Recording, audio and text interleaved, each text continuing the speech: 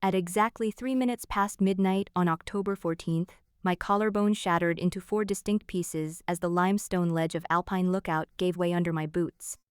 The sensation was not a clean break but a wet, tearing heat that ran up my throat, accompanied by the low roar of the Skykomish River below me. My husband stood at the edge of the overlook with a damp black umbrella in his left hand, his face perfectly composed while his mistress wiped the mud from his Italian leather sleeve. Then, the freezing mountain air vanished, replaced by the hot, synthetic smell of my Jeep Cherokee leather seats and the digital clock on the dashboard ticking over to 11:30 on September 14th. My hands were still trembling against the steering wheel, my skin icy beneath my flannel jacket, though my collarbone was suddenly whole and painless. Beside my thigh, my work phone vibrated with a text message that I knew had cost me my inheritance, my career, and eventually my life. I stared at the glowing blue screen, reading the fake message that my husband had sent to himself from a spoofed cloning device. It was from an unknown number, stating that I was checked into room 112 of the Sunset Motel in Monroe with a graduate assistant named David, requesting him to bring more champagne.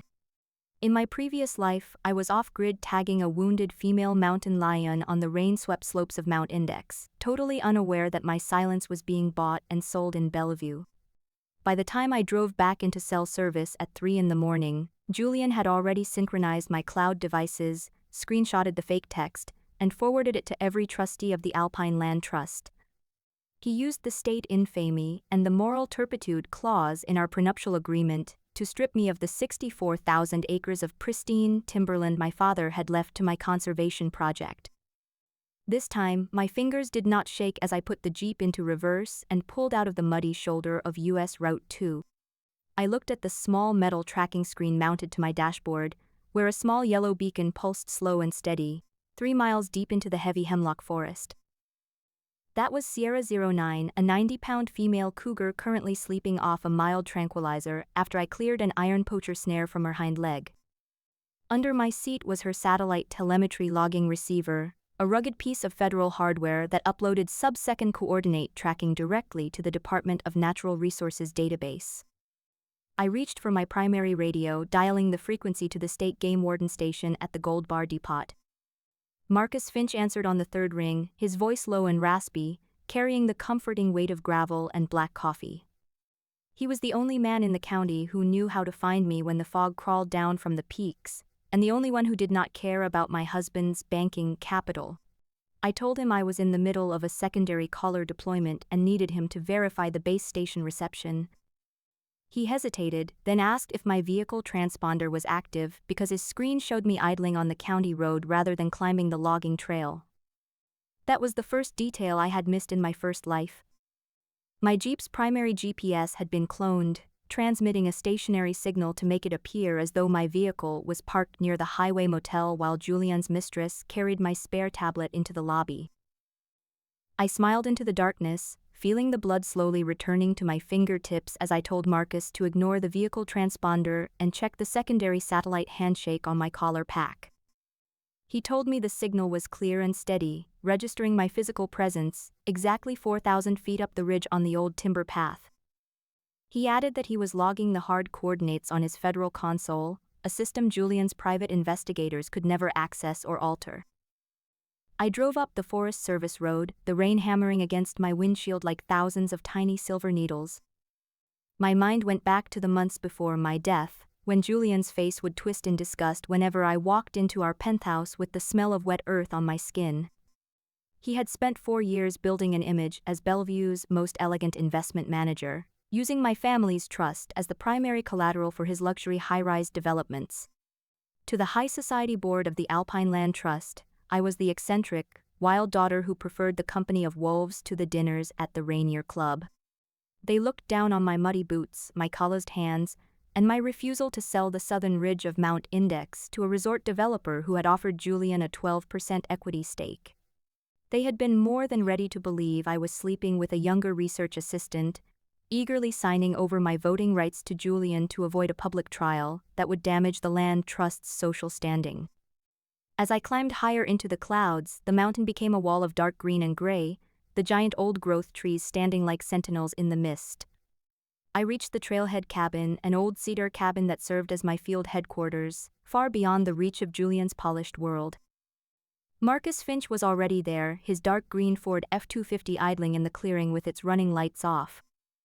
He stepped out into the rain, his yellow slicker shining under the cab lights, his eyes assessing my face with the sharp, quiet gaze of a tracker.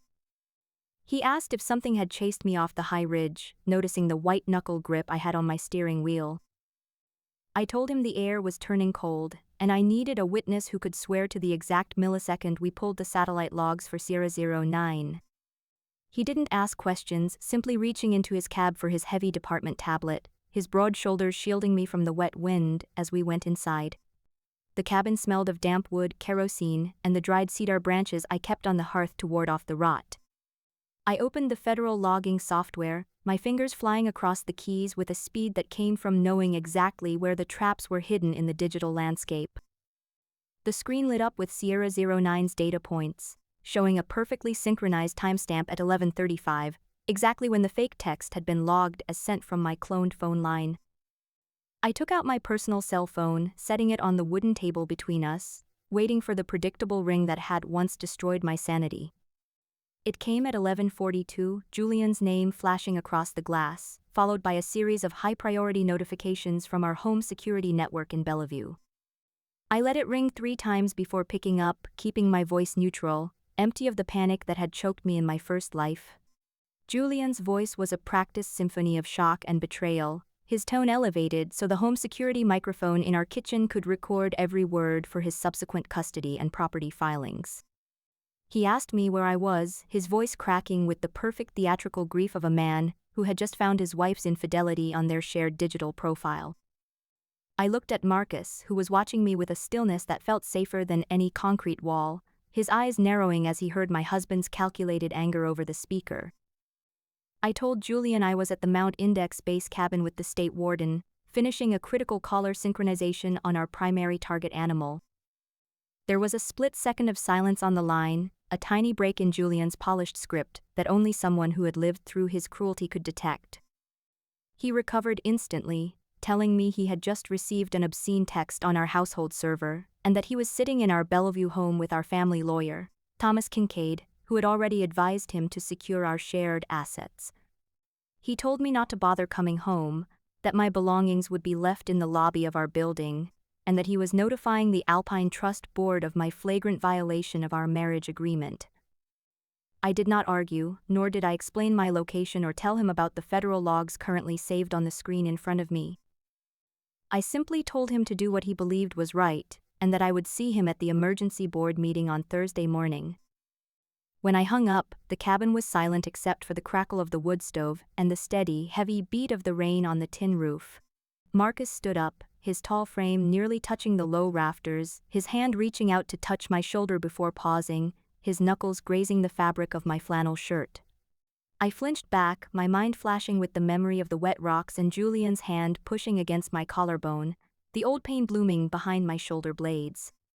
Marcus's eyes darkened, his hand dropping back to his side as he asked me how long Julian had been setting this trap.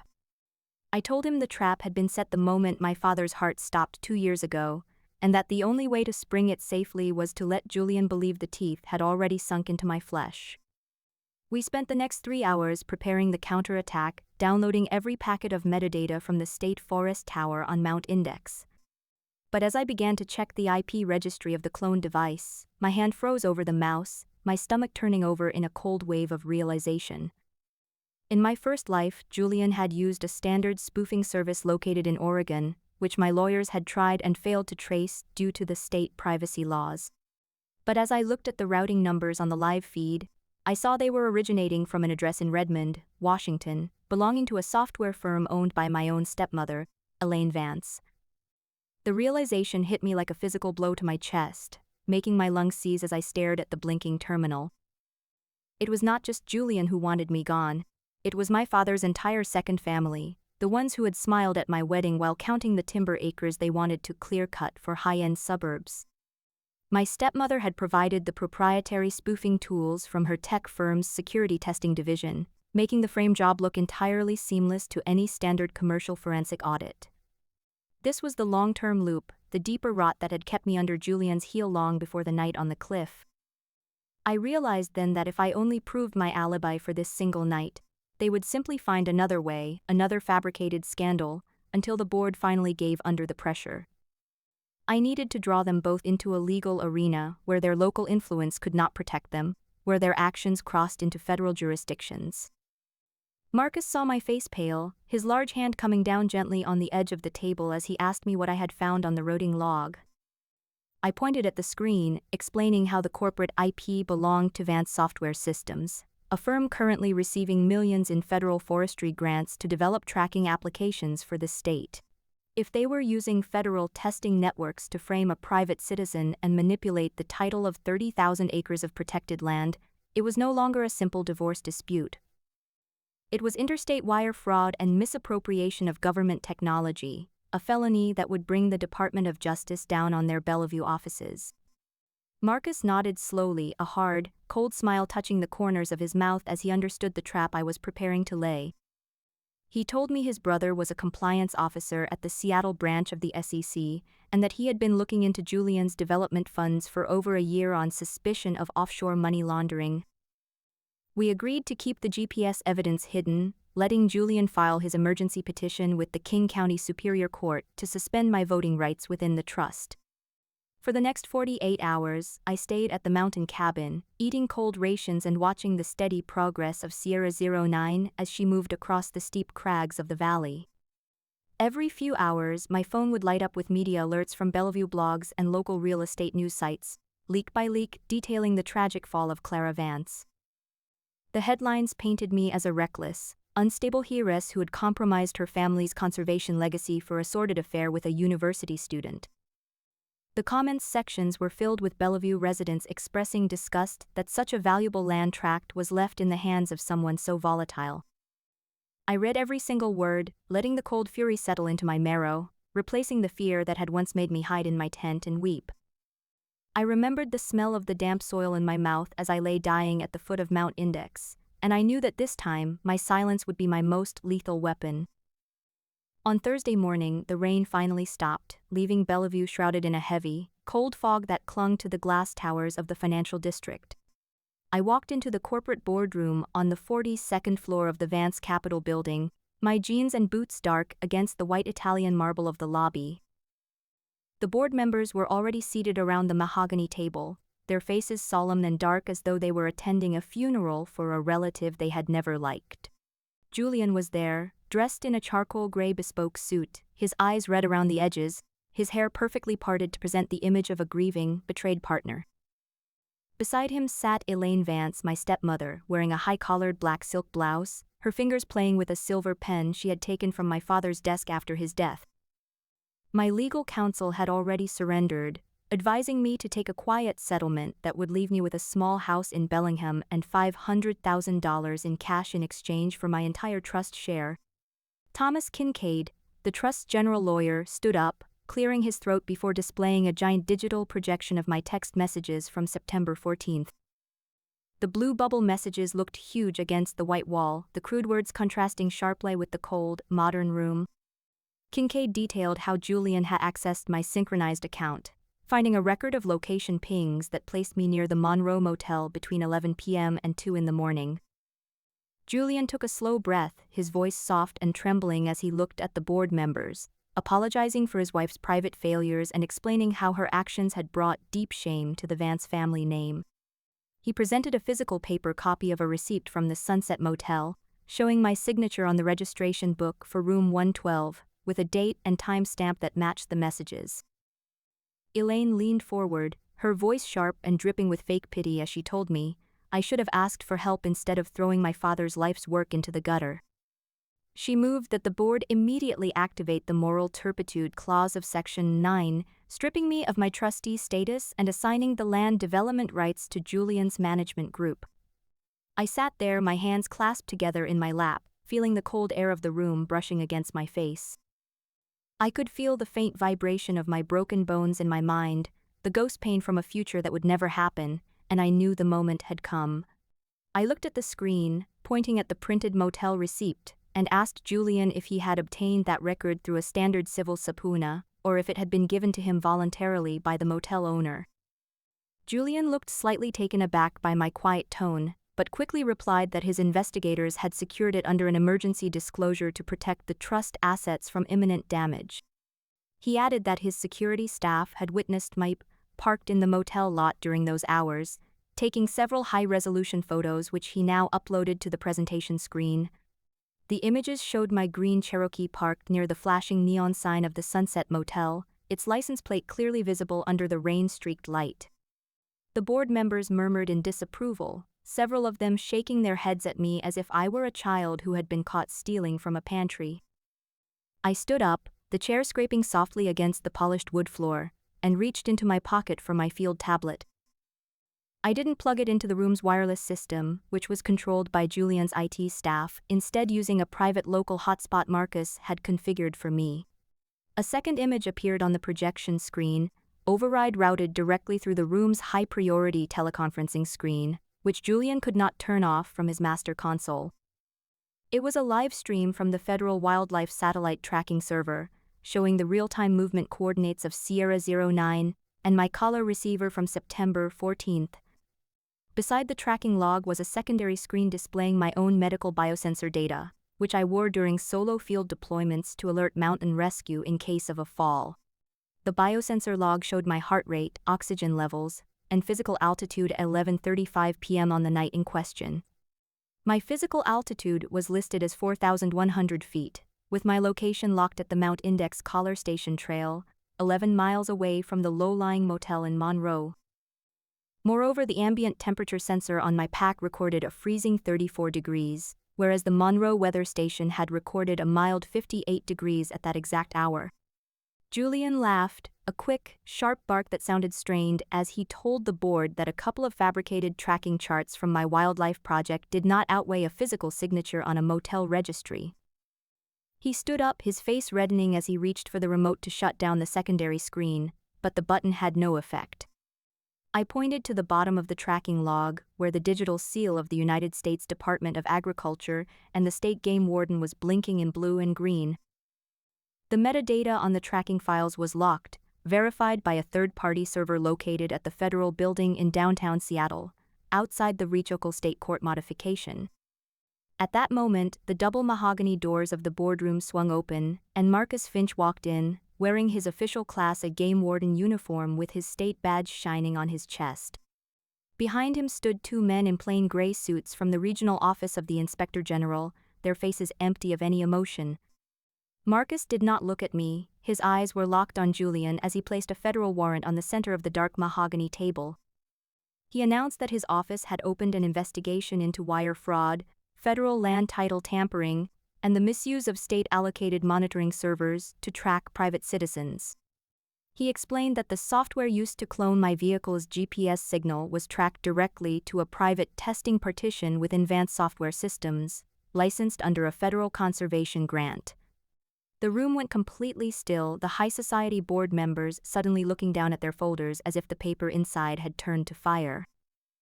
Julian's hand began to shake as he reached for the phone on the table, but Thomas Kincaid placed a hand on his arm, his face suddenly gray and hollow. Kincaid knew that once the federal government stepped into a civil land dispute, the state-level protections and backroom alliances in Bellevue would vanish like morning fog.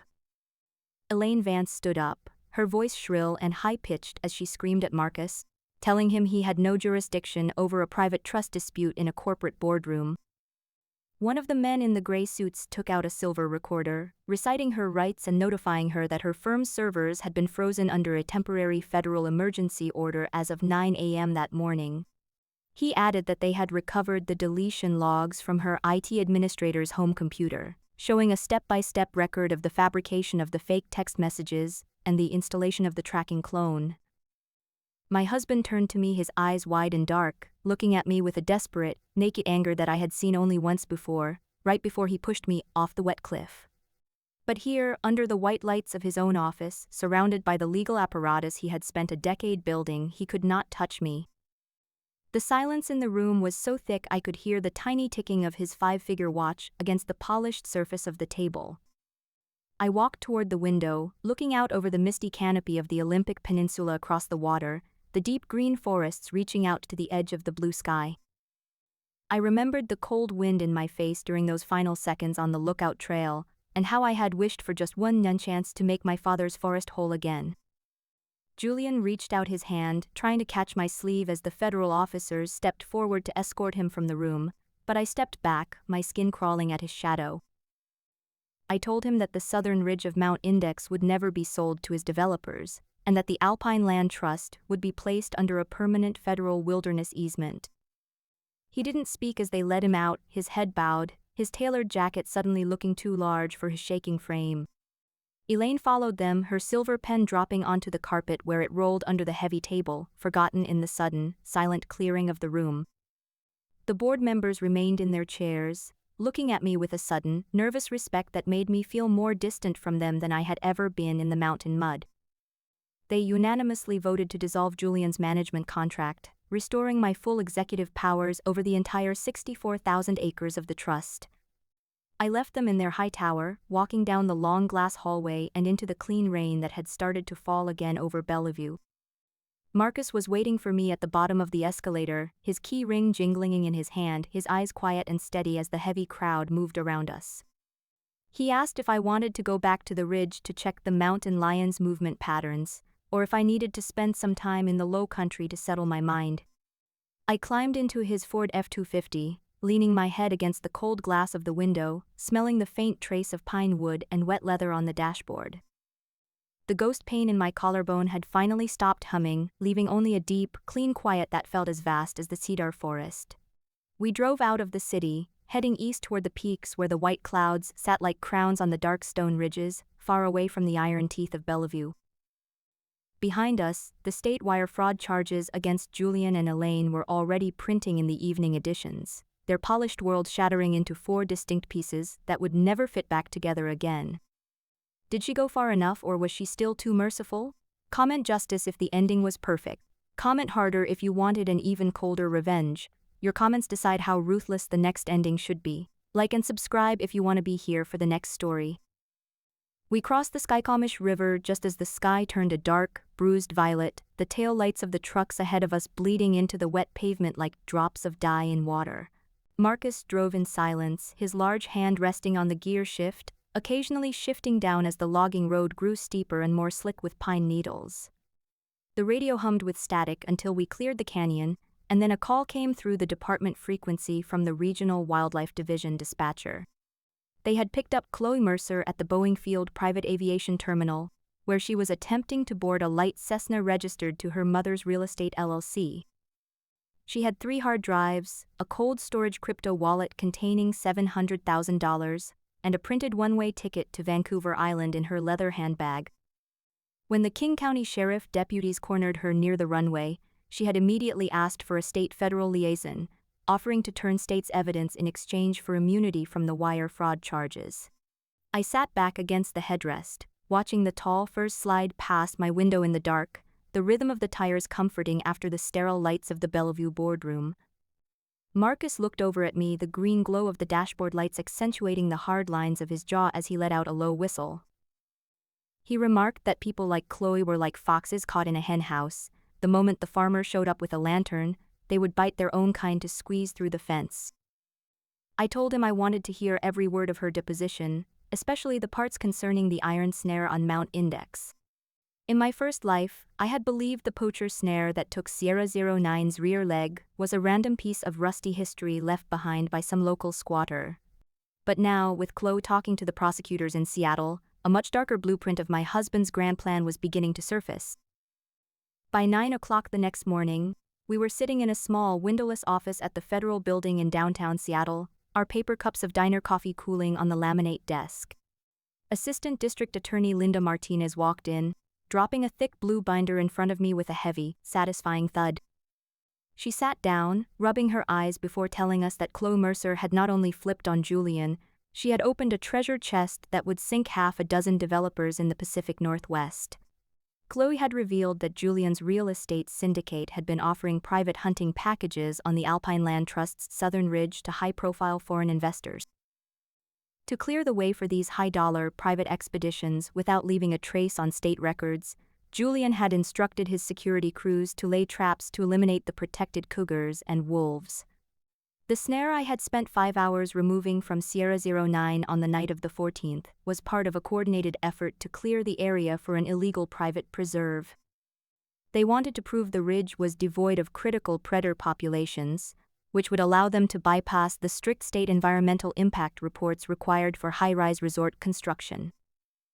Linda Martinez pointed to a section of the email transcripts, her voice carrying the cold edge of a prosecutor who smelled a massive RICO conviction. She pointed out that Julian had explicitly told his field coordinators that any collared animals found in the path of the development should be destroyed and their collars dissolved in sulfuric acid. That was why my cell phone had been cloned, and why they wanted me thoroughly discredited and stripped of my administrative authority over the wilderness preserve. I was not just an unfaithful wife in their narrative. I was the primary threat to an active, million-dollar criminal operation operating on protected state borders. As I read through the logs of my husband's communications, I felt a familiar, sickening sensation in the pit of my stomach, the memory of his hand pushing me toward the cold drop of the mountain. But the fear did not take root this time, replaced instead by the quiet, absolute calculation of a hunter who had finally pinned the wolf in the open. I asked the prosecutor if they had arrested Julian yet, or if he was still out on the standard 24-hour personal recognizance, bond usually given to white-collar executives. Martinez smiled, a sharp, white flash of teeth that showed she had zero intention of letting him walk the Bellevue streets for another hour. She told us Julian's bail hearing was scheduled for 2 p.m, and because of his offshore accounts and his flight risk profile, they were seeking a $3 million cash bond. She added that Julian had requested a private visitor before the hearing, specifically demanding to see his wife, claiming he had an administrative solution that would protect the land trust from federal forfeiture. Marcus stood up from his chair, his tall frame blocking the fluorescent light from the ceiling as he told her that I would not be going into any interrogation room alone with that man. I looked at Marcus, his brow furrowed in that protective, deep way I had come to rely on during the long nights in the cabin, and I gently took his hand. I told him I would go, but only with him sitting directly behind the two-way glass of the federal holding unit with his department recorder active. The visiting room at the federal holding block smelled of stale floor wax, ozone, and the chemical cleaner they used to wipe down the steel partition. Julian was brought in by a tall marshal, his wrists bound by a lightweight chrome transport chain that rattled against his leather belt with a tinny sound. His charcoal designer suit was gone, replaced by a stiff, oversized orange jumpsuit that made his neck look strangely thin and wrinkled under the bright LED panels.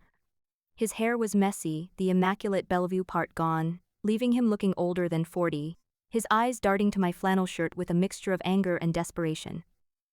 He did not sit down immediately, leaning his bound hands on the back of the metal chair, his voice shaking with the practiced intensity of a man who still believed his own lies. He pleaded with me, asking if I realized what I had done to our family name, to our investments, to the legacy my father had worked 20 years to build. He claimed that if the federal authorities took control of the land trust under the wildlife protection statutes, the 64,000 acres would be lost to the state forever. He proposed that I sign a power of attorney over to him, which would allow him to transfer the Southern Ridge into an offshore land conservancy managed by his private group. In return, he promised to sign an immediate uncontested divorce agreement, leaving me with $10 million in tax-free trust dividends and the freedom to pursue my fieldwork in peace. I sat there, my hands flat on the scratched table, watching his mouth move, marveling at how his words had once held the power to make me feel small, crazy, and isolated. I remembered the 3 years of gaslighting, the small remarks about the mud on my boots, the subtle hints that I was too fragile to handle my own father's legacy. I let the silence hang between us, the tick of the wall clock counting down the seconds of his fading power, until he finally stopped talking and stared at me. I leaned forward, my face inches from the metal barrier, my voice so low that the federal guard near the door had to crane his head to hear me.